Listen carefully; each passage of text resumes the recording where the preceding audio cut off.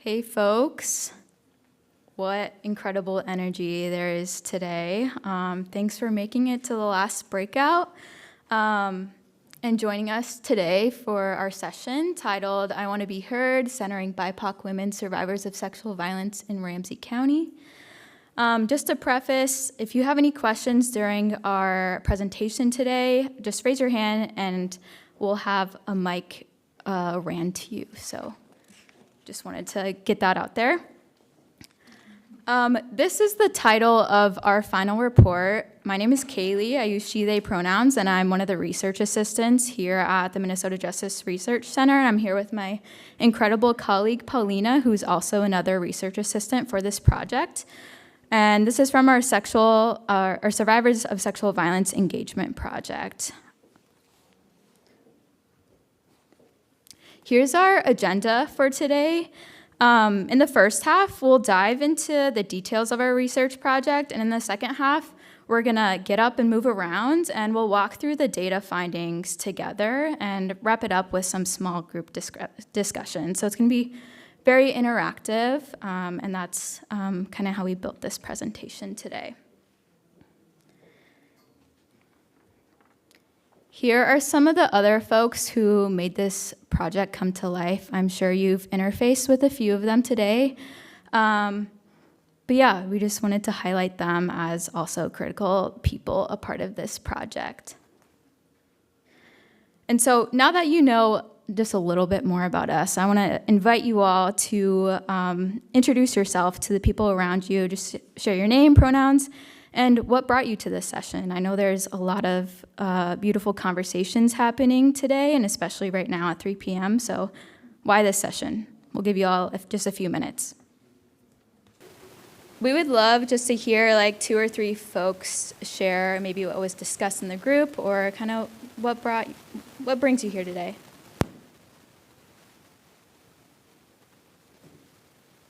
Yeah. Oh, our mic runner, woo!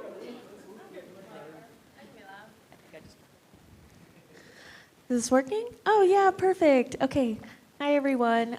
So the 3 of us, our group was all students, and we were talking about how like women's rights issues and violence against women is such a huge part of systemic injustice, and the targeting of women in the targeting like inevitably targets children and families as a result of that, and it continues the cycle of like violence and injustice that leads to mass incarceration in the U.S. So, thank you for sharing. Any other folks? Thank you. My name is Brittany. I go by she, her pronouns. I'm also a student, Master's of Social Work. I work for an ARMS program, which is Adult Rehabilitative Mental Health Services. I do a lot of the diagnostic assessment, so I just wanted to learn a little bit more about kind of the demographics and whatnot about sexual violence, because that's a lot of what my clients go through. So. Cool. Thanks for sharing. Hey everybody, my name's David, and I'm part of a slow-moving legislative group working to make restorative practices the new normal in Minnesota. And we're shooting for 2026, and we know we need at least that much time. But one of the key things of doing that is wanting to move to a survivor-centered system. And so it seems really important, a survivor-centered system and a safety-centered system at that. So yeah, excited to learn more from this and be able to participate to build that in. Yeah, thank you all so much. There will be opportunity to engage in further conversation as we progress, but thank you all for offering that. We want to start today by sharing what's called an empirical poem. This is a poem compiled and structured by our research team, but all the language comes directly from the participants who participated in our project. And so this is a method that's really unique in a way to combine really qualitative social science analysis with art and poetry to powerfully share and process data from many different participants. And so this poem is called Telling Their Stories.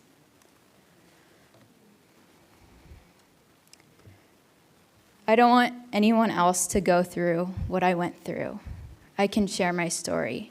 Yeah, I will. I will lecture them. I will let them know what I went through. You don't supposed to go through this. You have to just keep talking to people. The role you can play is talking about your story. Got the family and involved, living and talking to friends, telling their stories and spreading the word, telling their stories, speaking up. Create awareness, should at least give us a choice too. Should be praised more for telling our story, and we should be praised more for actually speaking up about it. But I knew I had people to support me, so I feel like talking about it.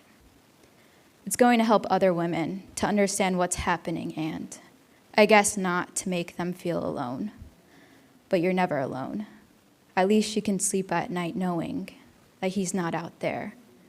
My friend sat in there longer than she did.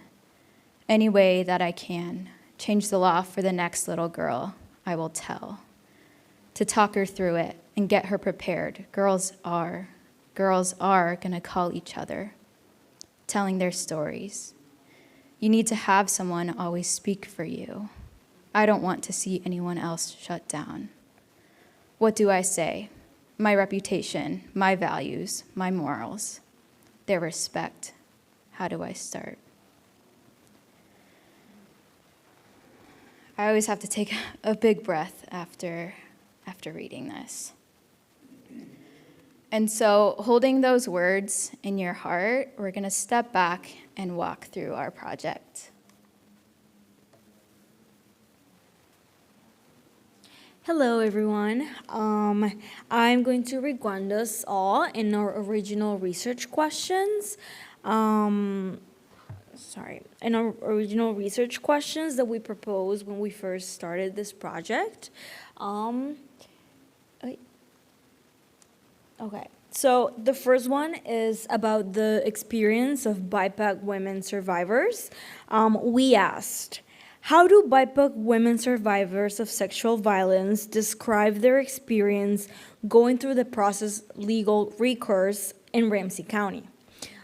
Just sort of as a sub-question of that, we also ask, how do BIPOC women survivors of sexual violence who did not report to the Ramsey County describe their experience and their reasons not to report? The second question is about improvements in the process. We asked, what needs to be improved about this process? In particular, how could the process have better met the needs of BIPOC women survivors?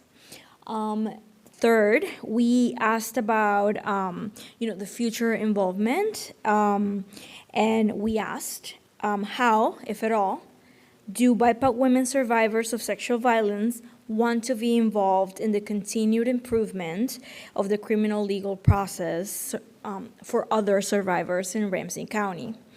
What might this involvement look like? So, taken together, these were our research questions that guided us through this process. Now, onto outreach. How did we exactly met with our participants? How did we find our participants? So we started, it's represented by a funnel because obviously you cast a wide net and you keep filtering until you find the exact participants we were looking to connect with. At MNJRC, we're committed to going beyond the traditional research methods, which are usually just fill out a survey, we'll get to the data, but instead we like building relationships and really pouring into the communities because we believe that's how we can better learn from community. So I'll be moving through it fairly quickly, but the first stage was building awareness. So we use social media platforms, we connected with trusted contacts from our orgs, we distributed flyers at community centers, just to sort of get the word out that we were starting this project with these research questions in mind, and we were trying to connect with BIPOC women survivors. Then we built some partnerships. So we really focus on building partnerships with trusted organizations. and collaborators of the Ramsey County's Attorney's Office and SOS. SOS being that org that helps, like the official advocates for victims in the Ramsey County system. And we were really grateful. A lot of great organizations helped us by, including our project in their email blasts and just getting the word out there that we were trying to connect with BIPOC women survivors. 5 organizations in particular ended up connecting us directly with women survivors. So I just want to give a little shout out to SOS, Fumulani, and the Young Center, Esperanza United, and the Jeremiah program. We're very grateful. Through them, we were able to make sure that our project, the different demographics and voices were really heard. Then we went on to screening. So we wanted to, sort of like our criteria for participants to participate in our project was that they needed to be identified by other identity other than just like white European. So again, this is about BIPOC women.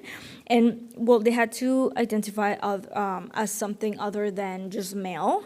And we set out this eligibility criteria that their sexual assault had to occur in the last 5 years in Ramsey County, because that's sort of what we were focusing on. We utilized a survey to just narrow all of this down. Overall, we ended up having 447 individuals who completed that survey. But after, filtering and all of that, around 277 individuals seemed eligible. We followed up with 150 participants. And again, through more screening, we finally reached a group of 26 participants, which might feel kind of small. And for quantitative analysis, it is. But for qualitative analysis, it's a good group. And again, we made sure to capture different demographics. So we had Black women, Latino women, Somali women, indigenous women too. Going into our demographics and methods. So as far as race, as you can see, about 35% of our participants were Black African American. These were their ages. Most of them were about that 21 years old, 41 years old range.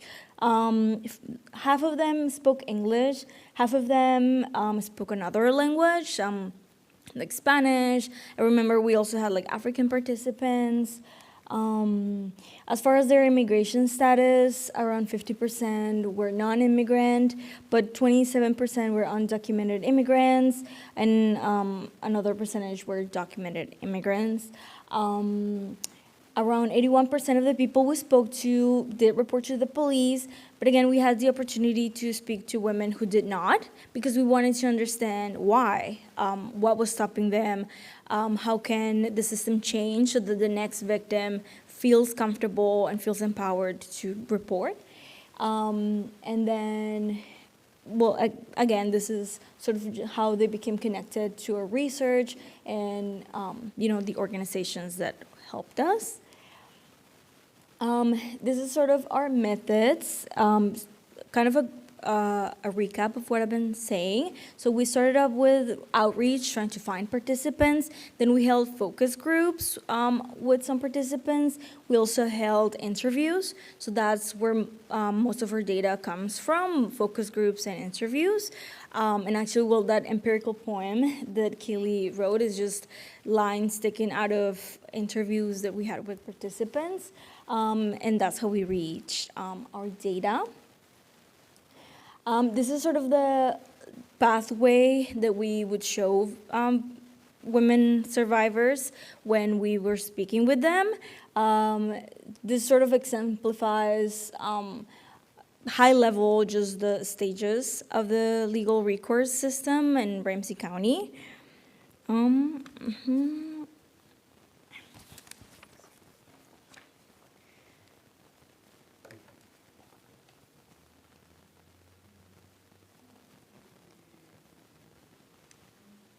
Thanks, Paulina. Now before I dig in, I want to name that there's two folks from Undayung here today in this space. If you want to give a little wave, just so everyone knows that you're here. Thanks for being here.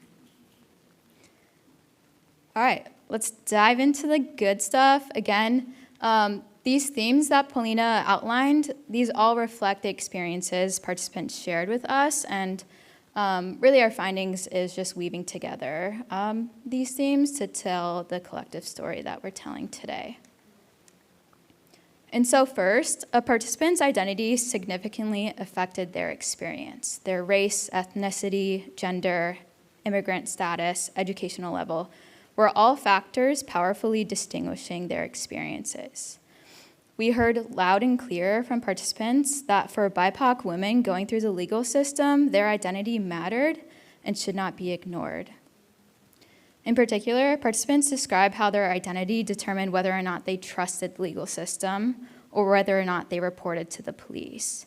And so, as such, trust emerged from our data as a critical value underlying participants' experiences. Trust was both connected to identity and also independent of it. And so the presence or absence of trust characterized nearly all participant experiences and unfolded in different ways.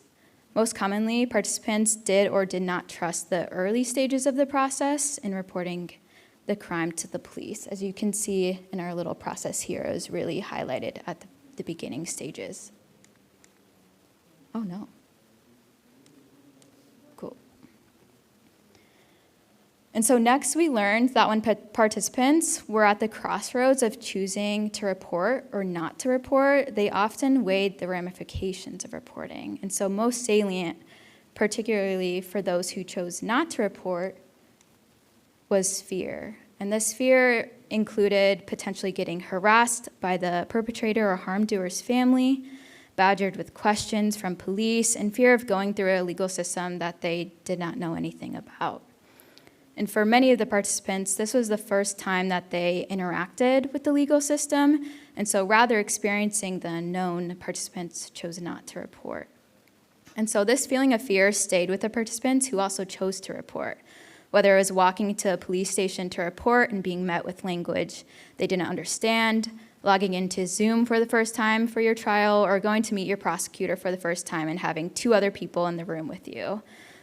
All of these experiences were new and terrifying for most of the participants. For participants who chose to report, they were immediately met with a burden. And so they felt a heavy burden recounting their assaults numerous times, burden to remember small details they felt unimportant during the time of the assault, and showing up was an unexpected burden for participants. And they also felt blamed for being assaulted in the first place, blamed for not reporting correctly or quickly, blamed for not understanding what to do next.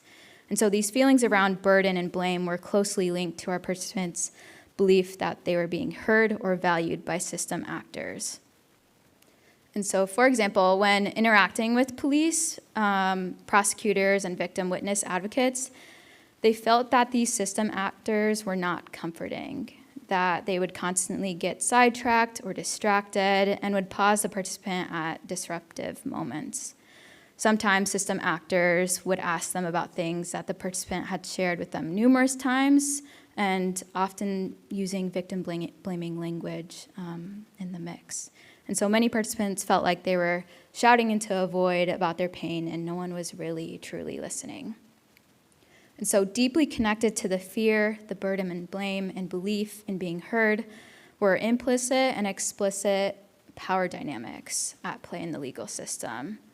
For example, participants felt scared to speak up or fight against their perpetrator as they were often male and could physically harm them.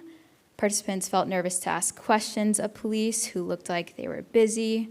They might have had questions about the legal system, but prosecutors often appeared to be on their phones or rushing in and out of meetings.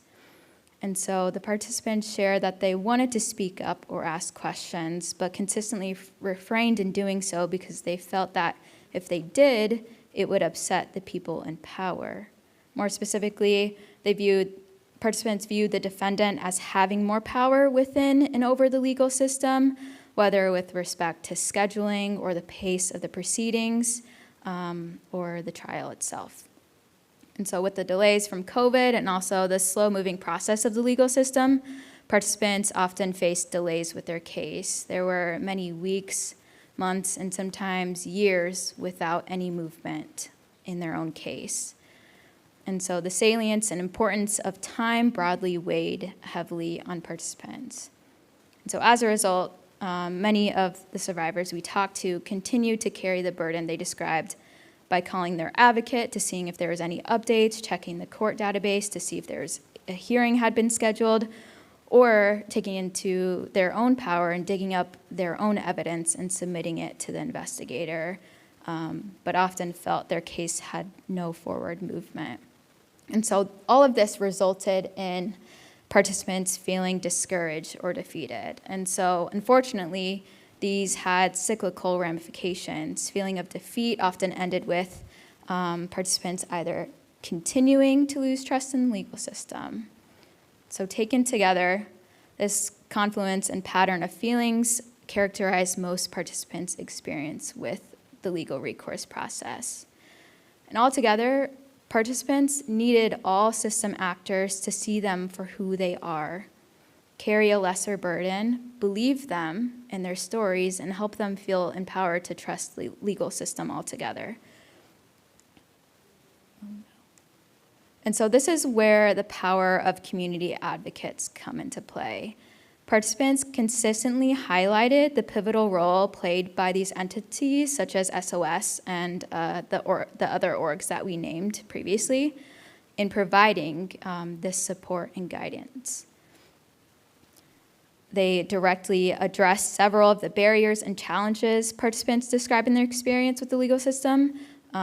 In particular, the burden participants carried, the fear they felt, and the importance and acknowledgement of their identities in moving through this system. And so these positive interactions really underscored the importance of establishing a continuum of care, which is one of our recommendations within the legal system. And this is ensuring that BIPOC women survivors receive the critical support they need to navigate the complexities and trauma of sexual violence, and doing so while moving through a legal system.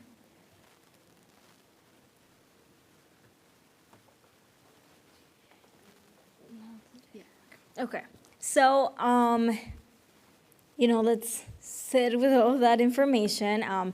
Now we're gonna move from us just like talking at you, and we're gonna invite you to please, so there are posters around the room. We're going to invite you to, take a lap around the room, read the posters. If you want to share your thoughts with whoever's next to you, let's just discuss, and then we'll come back here and, talk about what you thought, any thoughts you guys have or anything you want to share. I don't know what should be the time. It's 3:30. Yeah, so just go ahead and find a poster and form a little groupie, and we'll take 1 to 2 minutes to discuss. There's a direct quote, kind of like a few prompts and questions and reflection questions. And so just take a few minutes to either reflect by yourself or with the people around you, and then Paulina and I will give you a time of when it's time to switch. But yeah, these are some of the themes that we just outlined for you all, and so you'll get to dig into them a little more deeply, and we'll be floating around, so. And break.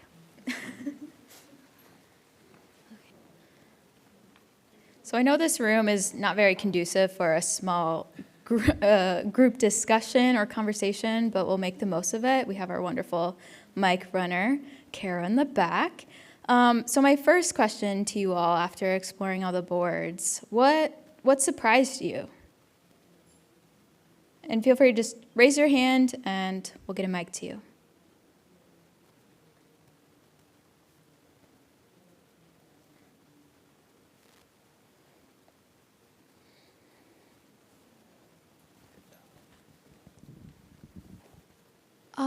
For me, I think what surprised me is the fact that this is such a pressing issue, and it has been for so many years and decades, and so many women have had to endure this abuse and assault, yet systems are unwilling to change, so it continues. And as a youth, one of my main goals is to try to create even like community level change, but it's always so like disheartening and frustrating to see that like this is such an epidemic. And I know it's like, it's unsurprising, but it's also surprising seeing the fact that like, you know, no matter how many people rally around the cause, I feel like it's just so difficult to like shift how our society and systems work, so. Yeah, thank you for that reflection.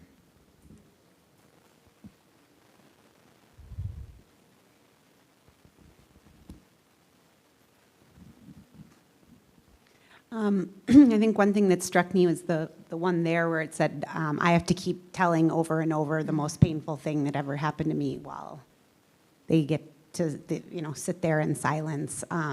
And I work in immigration law, and so, I mean, with the T visas and the U visas, that, having to be, a victim of the certain qualifying crimes and then cooperate with law enforcement are the components to even get to be able to apply for those visas. And telling the stories of trauma and abuse is part of it too. So yeah, that was striking about how hard it is to tell that.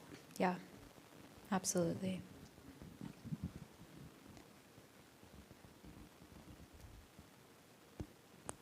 All right, my next question, what did you all learn? What are you taking away from our short time together doing a data walk?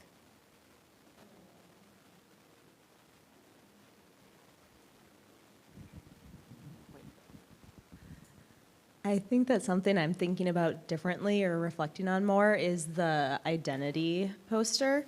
I think we hear a lot in like the education sphere how important it is for students to have educators and support staff that reflect their experiences and identities. But I don't think about it as much, or I don't hear that conversation as much in the criminal legal system. That's something I'll be thinking about moving forward. Yeah, thank you.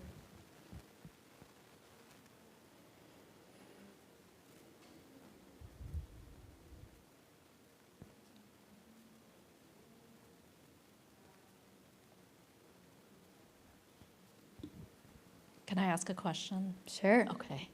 So you informed me that Ramsey County paid for you to do this research. What are they going to do with this information now?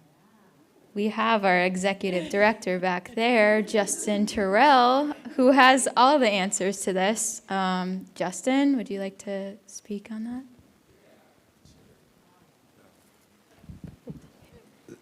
So you don't put me on the spot, I'm gonna put you on the spot too. So this is like revenge for Kailee, because when we did our first initial data walk, I was like, we can't tell people what we plan to do with this yet, right? And which can you imagine having to lead a conversation in community where people are thinking that exact same thing?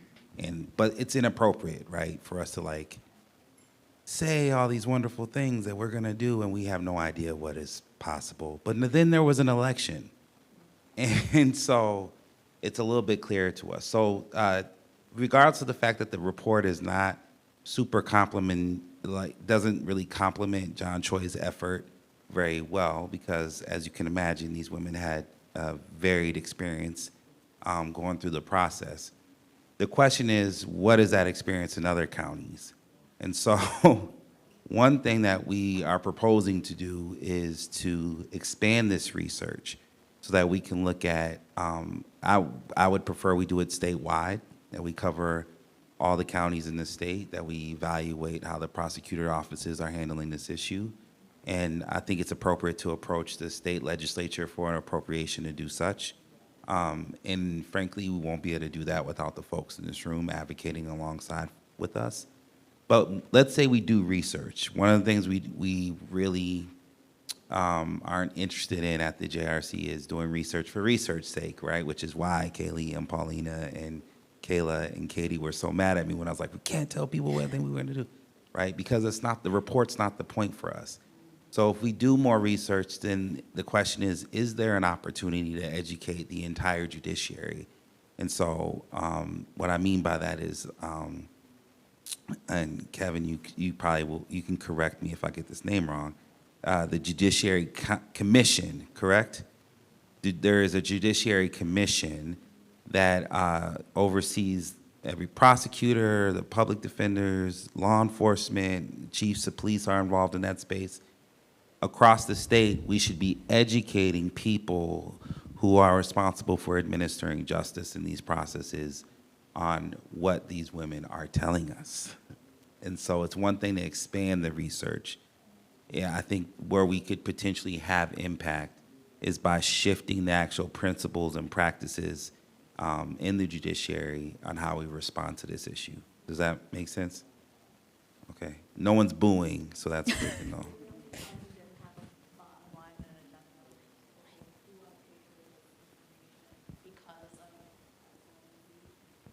Well, you want me to tell you the honest truth? And he's not at the conference anymore, so his fault if he doesn't like what I'm about to say. But so first of all, like if you read our report, I put a letter in there that was pretty clear about the fact that John Choi in this, and like him or not, like prosecutors or not, like we're dancing between grace and accountability, like Dr. Jenwright said, right? Like the reality is that he displayed, and why hasn't this report been written before? Just ask yourself that question. It's not like they couldn't have wrote it themselves, right?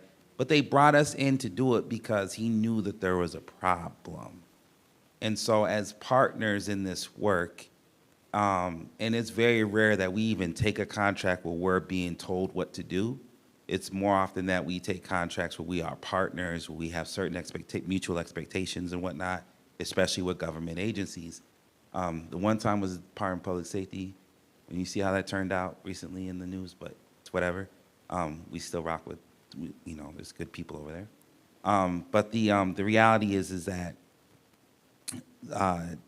he displayed quite a bit of leadership just by bringing us on in the first place. And then he displayed even more leadership by not censoring the report, which was in his right to do. Now, we weren't gonna let him do that. But the other thing is that he chose not to. And now he's displaying more courage, in my opinion, by saying, this is cool, let's do some more statewide, and let's look at opportunities to actually change practices and culture within the judiciary around this issue. Now that, once you start talking practice and culture to me, like I'm all in, I'm 10 toes down, and I'm ready to explore that. Does that make sense? Yeah, but you can ask her. Oh, it's a statement, not a question. I love Thank you, that. Justin. Well, yes. I love that you are thinking statewide. I love that you are thinking broader. I mentioned this to both of you when we had a moment. College and universities. I mean, honest to God, I am a therapist and I have had so many clients, and specifically people of color, women of color, who have been sexually assaulted on colleges or universities, and the justice for those assaults that happen on campus is 0 to none. I know we're on campus of the University of Minnesota now, so I better be careful what I say. However, what I've been experiencing is just campus police, right, and how they handle these types of sexual assaults and sexual violence on campus. Is not just, because sometimes they've got a bottom line or a reputation. College and universities don't want this out there at all. And it's disheartening and it's frustrating. So I definitely advocate and plug to look at what the numbers, because I guarantee so many things are being underreported on college and universities. So Yeah. thank you for the work that you're all doing. Yeah, thank you all.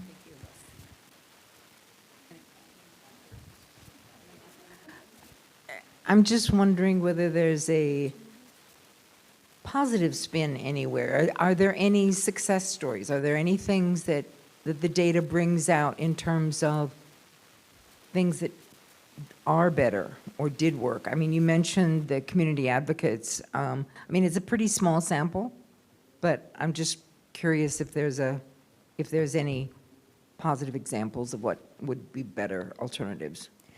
Yeah, that's a great segue into our recommendations. And so we have a few recommendations that Paulina is going to outline, and I think that will answer your question. But this woman chance after your recommendations, right? Yes. Okay. Okay. Yes, perfect segue. Obviously, completely changing the system or like making a brand new one, obviously it's a slow process and it's very hard.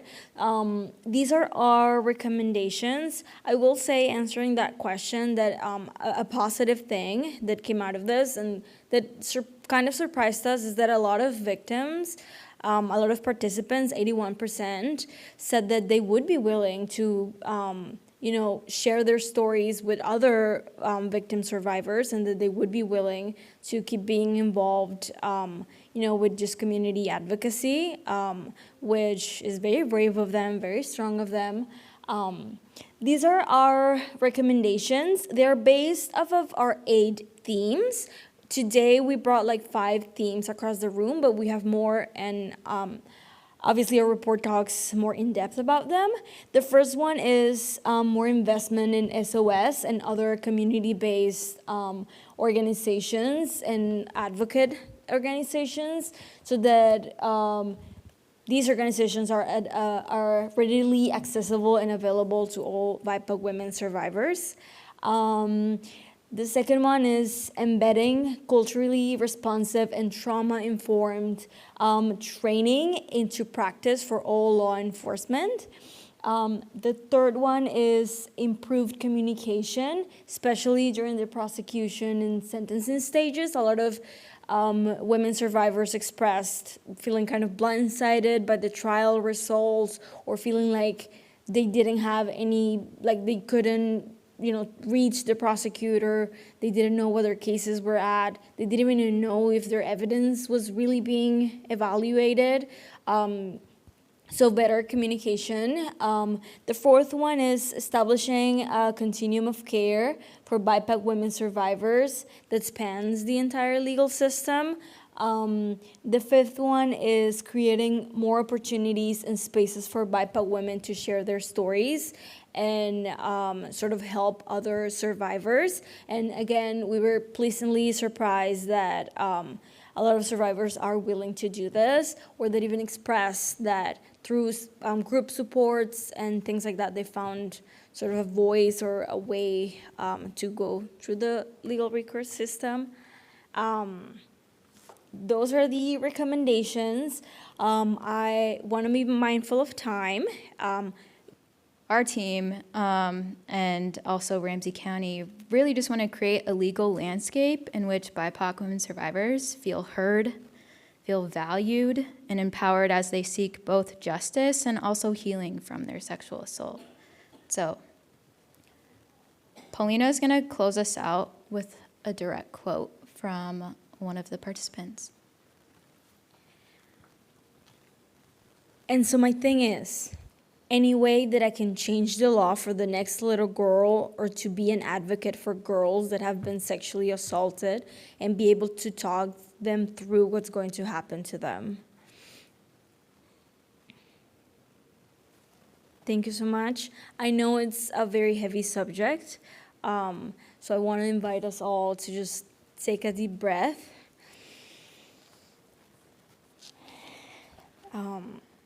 And maybe invite you all to just like shout out a word that you're holding on to as you leave this room today. What's a word that you're holding on to? You just shout them out. Safe. Accountability. Frustration. Justice. Restore.